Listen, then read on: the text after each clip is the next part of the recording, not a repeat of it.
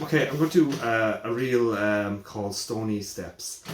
Great reel. I think it's widely available on the internet. Not really going to do it as long as a video as previously. Very quickly, what type of ornaments on it you've got? Okay, just an ornament on it. I'm not going to spend too long on it at all, so this is only going to be a couple of minutes, but the ornament on the F sharp is... But I really want to emphasize ornaments.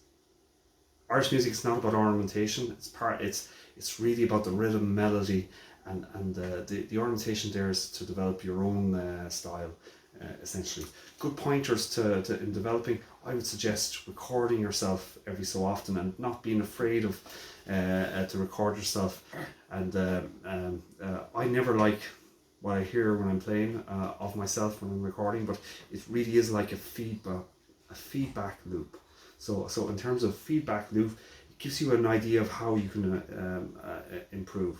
It's not always easy to listen to, but it's essentially then it can open you up and say, okay, the tune sounds very flat, so I need to put in a variance into it. So I need to maybe put in lengthened notes, put in longer notes, pauses. There's lots you can do, but one of the best things about technology is it's allowing you to record yourself and to listen back and give yourself a feedback loop, which wasn't there when I was learning, or much more difficult to do it. It's so easy now to do that, and it gives you that idea that you can listen to yourself and say, okay, I'll work on this, or I can work on that.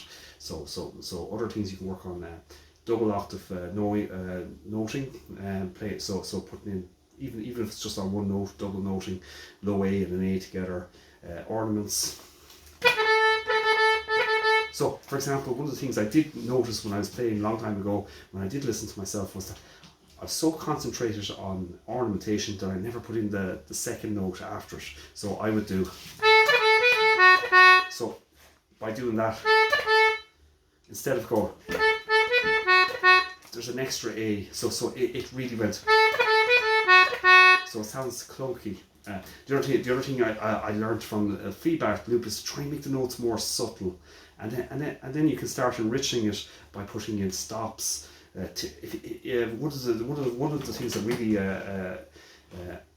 influenced me in the workshop was the Noel Hill's idea of the music when he was teaching. It's like a wave. It's not flat. You don't want something that's very flat, clunky with loads of notes all clashing in it. You want something that's kind of wavy, highs and lows. So it makes it more interesting. That's not to say that my playing is interesting or anything like that, or I can achieve that, but it's just in your own learning, it's something that you can think of in terms of like keeping it flat or keeping it kind of variant in terms of using different types of things, stops, once it's within the melody and rhythm. So so I'm going to play this normal scale.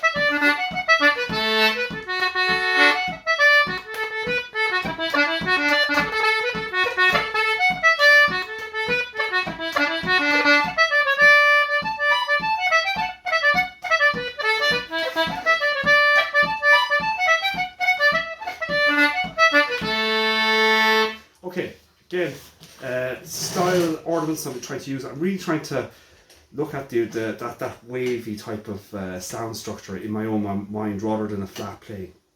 To do that, volume control, using the bellows can make it slightly quieter on some notes, because obviously you're pulling in more air, which is I'm not well. It's I suppose it changes the pressure and tension on the note, so it can alternate the volume on it and that thing. So rather to go, and I'm not I mean I'm just saying you can go, which sounds different. So it changes the sound in terms of variation. Something that can be played with. That's all. We're going to play it very slowly now. So this is a great tune, Stony Steps. Sometimes the other thing in terms of ornamentation, so instead of putting in an ornament, so when I first learned, I learned some kind of an ornament on the F sharp, and it was like, so then I thought it would be brilliant to put that in on every note, and it wasn't. So effectively, sometimes it's a case of going. So if you put it on every note, it's like, so instead of going. Sometimes it's nice not to put in a big ornament, but just do maybe an extra F sharp on it and a pause. So, but of course, you can also do the.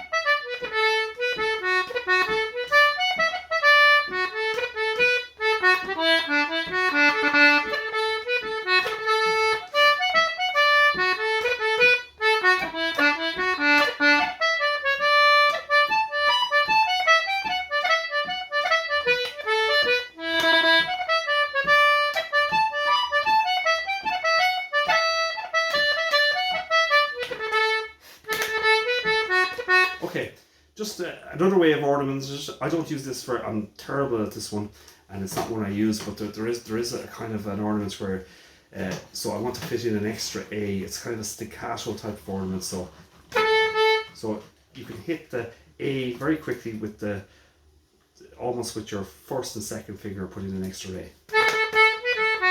So I'm hitting it with the three fingers. I think it's possible to do it with the three. It's not it's not something I practice or put in very much a lot, but it just gives you another way of thinking about it. So obviously you've got which is A, high D, B A, but you can also go so effectively put in an extra A.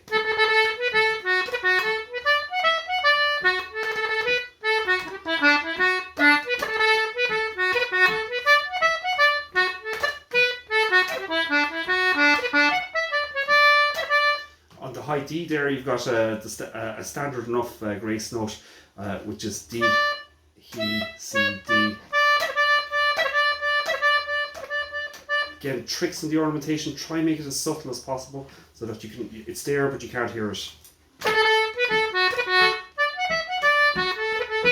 Slower.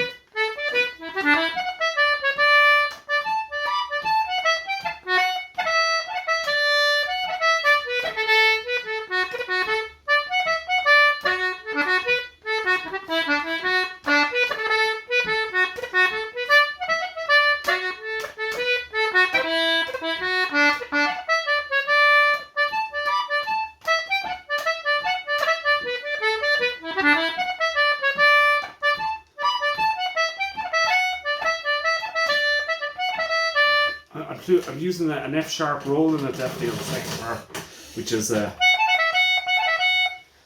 again try and make it as subtle as possible. So it's F A F E F.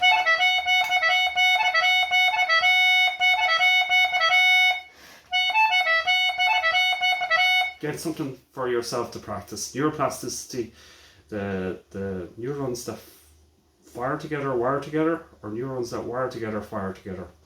Effectively, the more you practice something, and your brain changes, which is very positive.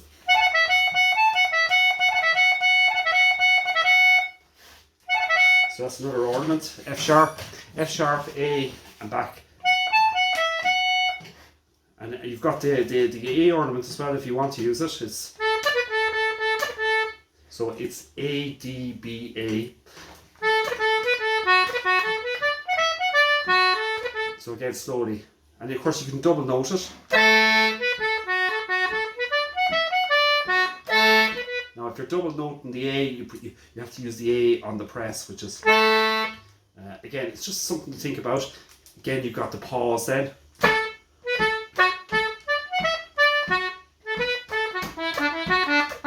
I'm exaggerating there, but you could do it every so often to adjust the tune. I love the pauses because the pauses really to me means the space between the notes, the space between thought and action. I love that expression that comes from a mindfulness speaker. So again, interesting to look at.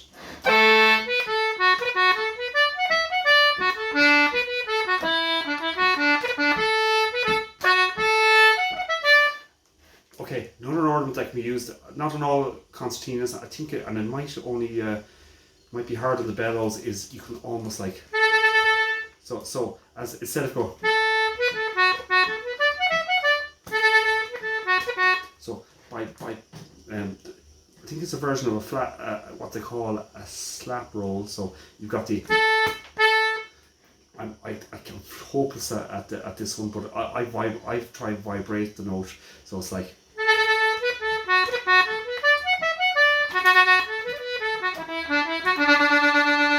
So it's, I wouldn't say it's great on the concertina, but it can be used. I'm not sure if it's good on the reeds, but it can be used. So instead of go.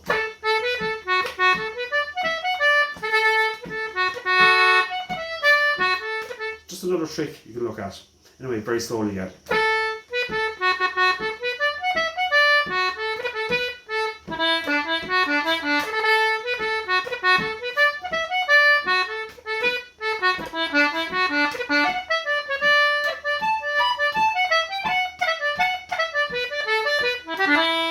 E, G, E, E, G, D, E.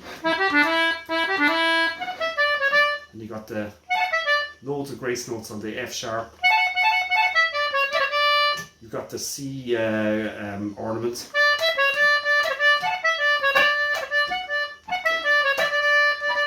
Again, I was saying before, when I was first learning ornaments, I clipped out some of the notes, so all you got was the roll and not the second A. So if there's a there, for example, on the D, what I would have done would be. So that's one row. It doesn't sound perfect, so it's like there's a nice kind of clipped D at the end of it, rather than going. So put in the ornament, but make sure you get the extra D in it. So again, melody is the most important. Again, look at the melody. That is the ornaments are only embellishing the melody.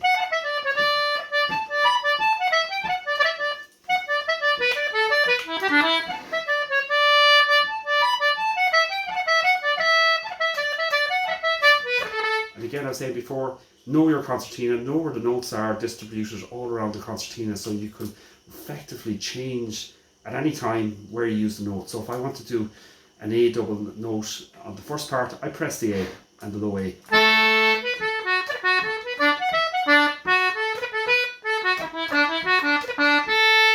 So instinctively I can change.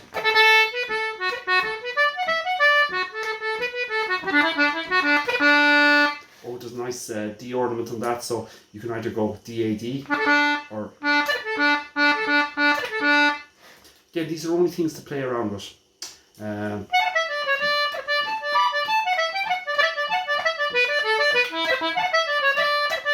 So you've got, on the second part, you've got a lot of ornamentation. High F sharp grace notes. On the D, you've got D, E. These, again, I'm not a concertina teacher at all per se, but these are just tricks you can use. So anyway, Stony steps. Going to play it maybe slower once more again.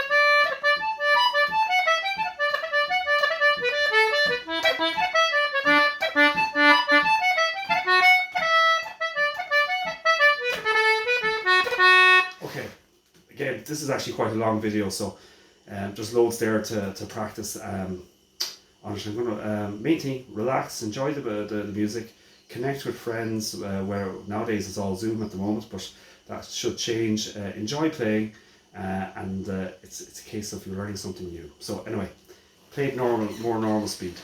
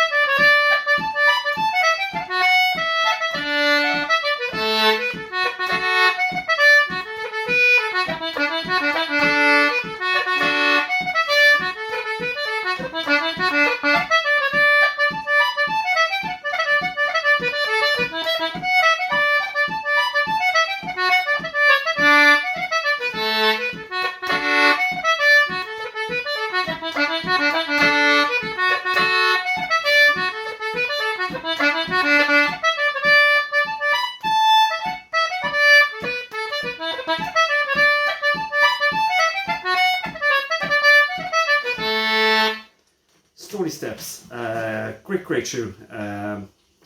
Again, really, in terms of developing your own style, don't be afraid to experiment. Record yourself, so you can almost pick out what you like or dislike, and don't be hard on yourself. There's a natural self-criticism type of scenario where you listen to yourself, you say, "Oh my God, that sounds not good to my ear," when you're listening to yourself playing. But if you work with it and be curious about it and open about it, it's a great feedback loop for anything. So and it helps you then to go, okay, I'm not very happy with that type of playing, and you can change it. For me, I think one of the things that it helped me with was that I was it gave me the idea of pausing, and it brought me back to that one concept that as well as all the wonderful teaching I got from Noel Hill workshops in terms of the technical aspect of the concertina, but just that the the music is like a wave function for myself. No, I shouldn't say wave function, just look at the wave nature of music, that there's highs, lows, and the way it's moving, going upwards, downwards, etc., rather than a flat line. So a flat line, you will still have rhythm, and you can still have the melody on a flat line, but it's not as interesting as kind of drawing in terms of a wave type thing. And again, that was just a couple of lines from Noel Hill at a workshop, and it really, I go back to that every so often. To me, in terms of playing. Again, that's only my own personal taste. Okay, Stony Steps.